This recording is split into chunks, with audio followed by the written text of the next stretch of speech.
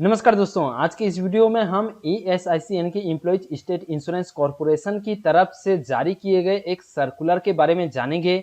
आप यहां पर देख सकते हैं 9/6/2021 को यानी कि कल के दिन जो है ये सर्कुलर जारी किया गया है, जिसमें ESIC ने कोविड-19 से रिलेटेड एक स्कीम के बारे में बताया है और इसके तहत 3 बेनिफिट्स के बारे में बताया है।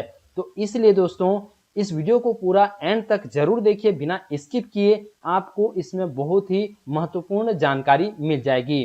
तो दोस्तों यहाँ पर जैसे कि जाते हैं तो ESIC कोविड-19 रिलीफ स्कीम, इस पर क्लिक करते हैं तो एक सर्कुलर यहाँ पर मिल जाता है। तो इसमें इसके बारे में पूरी डिटेल से बताई हुई है। चलिए मैं आपको दिखा देता हूँ। यहाँ पर खास करके 3 बेनिफिट के बारे में बताया गया है। उनके तहत कौन सा बेनिफिट मिलेगा, क्या बेनिफिट मिलेगा, उसके तहत एलिजिबिलिटी क्राइटेरिया क्या है और साथ ही उसका क्लेम प्रोसेस क्या है, उन सब के बारे में इसमें पूरी डिटेल से बताया गया है। तो देखिए सबसे पहला बेनिफिट के बारे में जानते हैं। ESIC कोविड-19 राहत योजना, इसके तहत बताया गया है कर्मचारी राज्य बीमा निगम अधिनियम 1948 के अंतर्गत व्याप्त कर्मचारी की कोविड-19 के कारण दुर्भाग्यपूर्ण मृत्यु की परिस्थिति में मृतक श्रमिक के औसत वेतन का 90% प्रत्येक माह मृतक श्रमिक के पात्र आश्रित परिवार के सदस्यों के बीच वितरित किया जाएगा और इसका भुगतान सीधे आश्रित के बैंक खाते में किया जाएगा। मृतक श्रमिक का पति अथवा पत्नी प्रति वर्ष 120 रुपए के मामूली योगदान पर चिकित्सा देखरेख प्राप्त कर सकेंगे। यह योजना कोविड-19 से ठीक होने के बाद 30 दिनों के भीतर होने वाली कोविड-19 से संबंधित मृत्यु को भी कवर करेगी।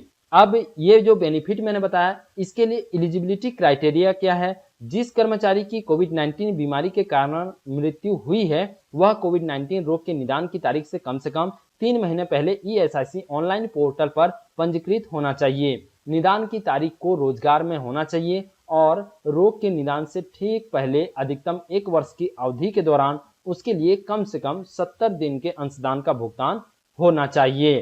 तो ये हो गया इसकी एलिजिबिलिटी क्राइटेरिया। अब क्लेम का प्रोसेस क्या है इसके तहत बेनिफिट पाने का। तो राहत के लिए दावा किसी भी नजदीकी ESIC शाखा कार्यालय के शाखा प्रबंधक के पास कोविड-19 पॉजिटिव रिपोर्ट और कर्मचारी के मृत्यु प्रमाण पत्र के साथ किया जा सकता है। पूर्ण दावा प्रस्तुत करने की तिथि से 15 दिनों के भीतर दावे का निपटान कर दिया जाएगा। तो यहाँ पर देखिए ये हो गया पहला बेनिफिट। बेनिफिट में क्या है, उसके लिए एलिजिबिलिटी क्राइटेरिया क्या है और क्लेम प्रोसेस क्या रहेगा, इन सब के बारे में पता चल गया। अब चलिए आगे जानते हैं दूसरे बेनिफिट के बारे में। तो यहाँ पर देखिए बताया है कोविड-19 से ग्रस्त होने के कारण कर्मचारी के वेतन के नुकसान की क्षतिपूर्ति। तो देखिए कोई मेंबर अगर कोविड-19 से ग्रस्त है, उस वजह से वो ड्यूटी पर नहीं जा पा रहा है, तो ऑब्वियसली उसे जो है घाटा हो रहा है।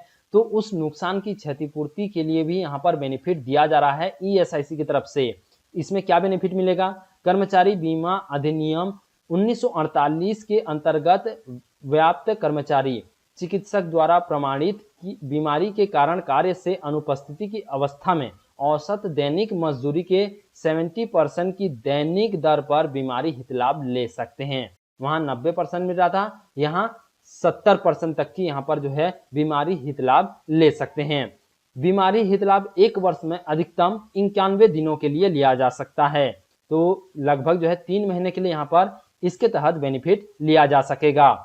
एलिजिबिलिटी क्या है, बीमारी हित लाभ लेने के लिए कर्मचारी के संबंध में संदर्भित अंशदान अवधि में न्यूनतम 78 दिनों की अवधि के अंशदान का भुगतान किया हुआ होना चाहिए। ये हो गया इसकी एलिजिबिलिटी। उसके बाद क्लेम प्रोसेस क्या रहेगा इसके तहत, मेडिकल प्रैक्टिशनर द्वारा जारी चिकित्सा अथवा फिटनेस प्रमाण पत्र के साथ बीमारी हित लाभ के लिए दावा कर्मचारी के नामित शाखा कार्यालय में प्रस्तुत किया जा सकता है। दावे का निपटान 7 दिनों की अवधि में किया जाएगा। तो ये हो गया दूसरा बेनिफिट। इसमें क्या बेनिफिट रहेगा, इसके लिए एलिजिबिलिटी क्राइटेरिया क्या है और इसका क्लेम प्रोसेस क्या रहेगा, इसके बारे में आपको पता चल गया। अब चलिए जानते हैं तीसरे बेनिफिट के बारे में। तो यहाँ पर देखिए मृतक कर्मचारी के अंतिम संस्कार पर होने वाले खर्च का भुगतान। तो इसमें बेनिफिट क्या है, कर्मचारी राज्य बीमा अधिनियम 1948 के तहत व्याप्त कर्मचारी की दुर्भाग्यपूर्ण मृत्यु की परिस्थिति में परिवार के सबसे बड़े जीवित सदस्य को या वास्तव में बीमित व्यक्ति का अंतिम संस्कार करने वाले व्यक्ति को 15,000 रुपए की राशि का भुगतान किया जाता है। एलिजिबिलिटी इसके लिए है कर्मचारी मृत्यु वाले दिन कर्मचारी राज्य बीमा निगम अधिनियम के अंतर्गत बीमित होना चाहिए। इसका क्लेम प्रोसेस है, इसके तहत बेनिफिट पाने का दावा कर्मचारी के नामित शाखा कार्यालय में प्रस्तुत किया जा सकता है। दावे का निपटान 7 दिनों की अवधि में किया जाएगा। तो ये दोस्तों ESIC की तरफ से खास करके कोविड-19 को देखते हुए 3 महत्वपूर्ण बेनिफिट प्रोवाइड किए जा रहे हैं इस स्कीम के तहत। देखिए, कोविड-19 की वजह से अगर किसी की कोई भी क्षति होती है, डेथ हो जाती है खुदा न खास्ता, या तो फिर कुछ और भी नुकसान होता है, तो उसका पूरा तो क्षतिपूर्ति नहीं हो सकता, लेकिन इस स्कीम द्वारा दिए जा रहे बेनिफिट से उनके फैमिली मेंबर्स को, साथ ही उनको जो है कुछ न कुछ तो भरपाई, उनको सहूलियत मिल सकती है। तो ESIC की तरफ से ये बहुत ही अच्छा उठाया गया कदम कह सकते हैं।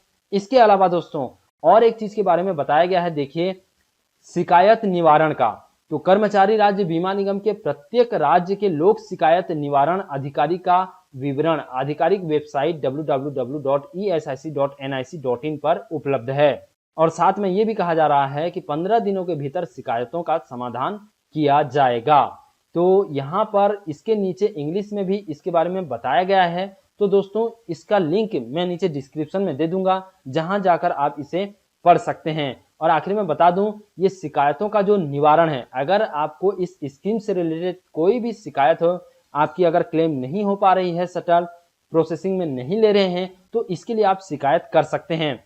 यहीं पर जहां सर्कुलर जारी हुआ है, इसमें और एक भी दिया है, Hindi list of public grievance officers.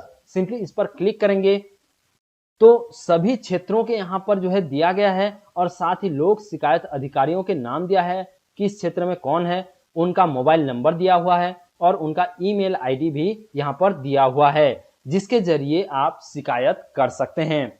तो दोस्तों उम्मीद है ये वीडियो आपको पसंद आया होगा। प्लीज इस वीडियो को लाइक और शेयर जरूर कीजिए। चैनल को अगर आपने अभी तक सब्सक्राइब नहीं किया है तो अभी सब्सक्राइब कर लीजिए, साथ ही बेल आइकन पर भी प्रेस कर लीजिए। हम मिलते हैं किसी नए वीडियो में किसी नए इन्फॉर्मेशन के साथ, तब तक के लिए जय हिंद, वंदे मातरम।